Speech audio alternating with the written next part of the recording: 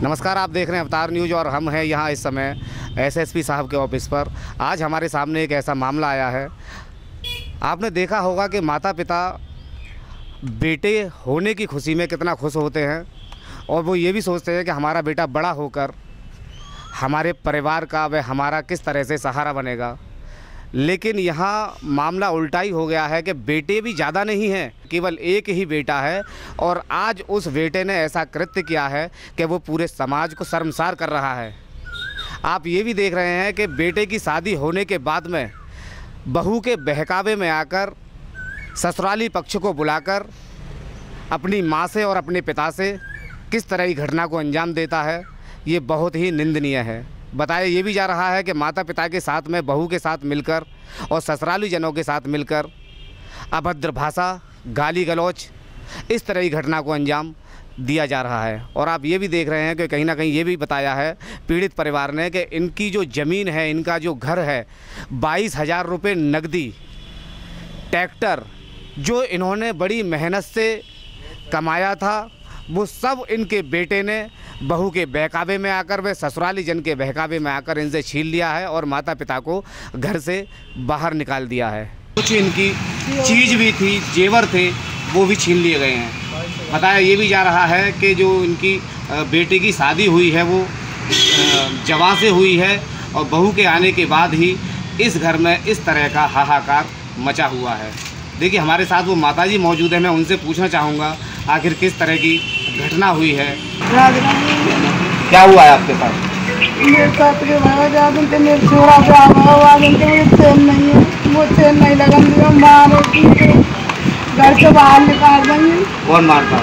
बेटा बहू, देखिए दोनों मारे। देखिए इनका कहना है कि इनके जो बेटा है और जो इनकी बहू है वो ससुराली पक्ष को बुलाकर और इनके साथ मारपीट करते हैं, अभद्र भाषा का प्रयोग करते हैं, गाली गलौज करते हैं और इस तरह की समस्या यहाँ बनी हुई है।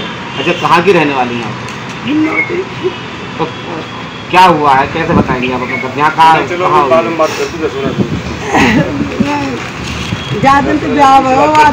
दोनों जने खूब लड़े, जैसी मोमते नहीं करे, मारे, लट ले और घर में तो तार दिए। क्या क्या छीन लिया आपका? मैं चीज सब छीन ली और रुपया छीन लिए, ट्रैक्टर वो छीन लियो, मोटरसाइकिल भी छीन ली, सब कुछ छीन लियो। हाटगन से तारा मार के रहे कि क्या आ नहीं जाएगा। अच्छा, आप कहाँ रह रहे हैं? हम जो ही रह रहे हैं देवर जेठन के घर खा ले। देखिए जिन माता पिताओं ने सपना देखा था कि हमारा बेटा बड़ा होगा और बड़ा होकर हमारा सहारा बनेगा, लेकिन आज वो माँ किस तरह से दर दर भटक रही है। इन्हीं के बेटे ने अपनी माँ को और अपने पिता को घर से बाहर निकाल दिया है। देखिए हमारे साथ वो पिता मौजूद हैं, मैं उनसे भी पूछना चाहूँगा क्या कहना चाहेंगे आखिर किस तरह की घटना आपके साथ हुई है। क्या नाम है आपका? कहाँ के रहने वाले हैं? क्या हुआ है आपके साथ? उन्होंने ट्रैक्टर छीन लो, मोटरसाइकिल छीन ली, घर से निकाल दे हम और खेत गुना करना छीन लो, सब छीन लो हम। अच्छा, इसकी शिकायत की आपने कहीं? हमने शिकायत गांव के आदमी जुड़े, उनसे शिकायत करी, काऊ की ना मानी, उन चाचा ताऊ काऊ की ना मानी, उन्होंने काऊ रिश्तेदार की मानी ना। वो इतना सुसाई न कि बहका में आए गए कि बस वो सास जो हटका वही करवा रही है। तो देखिए आप देख रहे हैं कि शायद इनके बेटे को ये नहीं पता कि अब ये योगी सरकार है, अगर कार्रवाई होती है तो कहीं ऐसा ना हो कि बहू बेटों को सलाखों के पीछे जाना पड़े। बाबूजी ने बताया है कि इस तरह की घटना जो हमारे साथ हुई है, गांव के बुजुर्ग लोगों को बिठाकर बातें भी हुई हैं और सारी बात उनको समझाई भी गई है, लेकिन इनका जो बेटा है, उनकी जो बहू है, वो अपने ससुराल वालों के बहकावे में इतना आ चुके हैं कि वो इस समय किसी की बात नहीं मान रहे।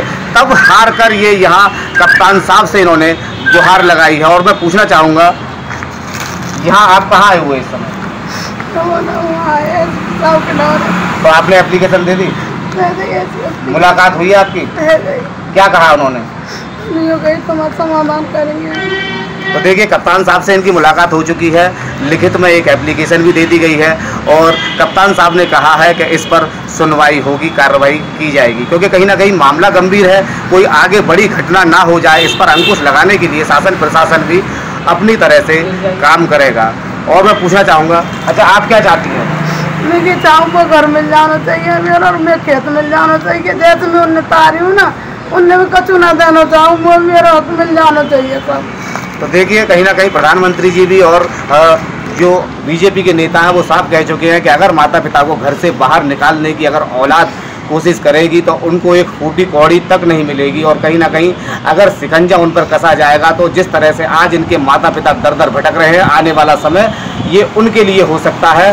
तो अगर वो समय से अगर समझ जाते हैं तो शायद ये सारी चीज़ें यही स्थिर रह सकती है, अन्यथा उन्हें जेल जाने से कोई नहीं रोक पाएगा। और इनके पिता मौजूद है, मैं लास्ट में पूछना चाहूँगा क्या कहना चाहेंगे, वह क्या मांगे आपकी? मेरी मांग नहीं है खेती और ट्रैक्टर और घर मिल जाना चाहिए हम। अच्छा, जिस तरह से बेटे आपके साथ मारपीट करते हैं, हाँ। तो क्या गांव के लोग बचाने आते हैं आपको? हाँ भैया भैया हमें अच्छा, इसमें सबसे बड़ा दोषी कौन लग रहा है? कौन आपके घर में इस तरह की फूट पड़वा रहा है? कौन है वो?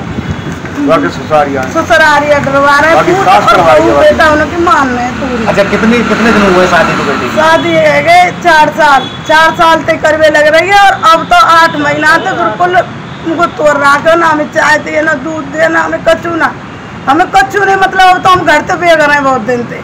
अच्छा देखिए, मैं माता जी आपसे एक बात और पूछना चाहूँगा, आपने बताया है कि शादी को 4 साल हो चुकी है, क्या शादी से पहले भी इस तरह की घटना आपके साथ होती थी? क्या बेटा आपको इस तरह से प्रताड़ित करता था?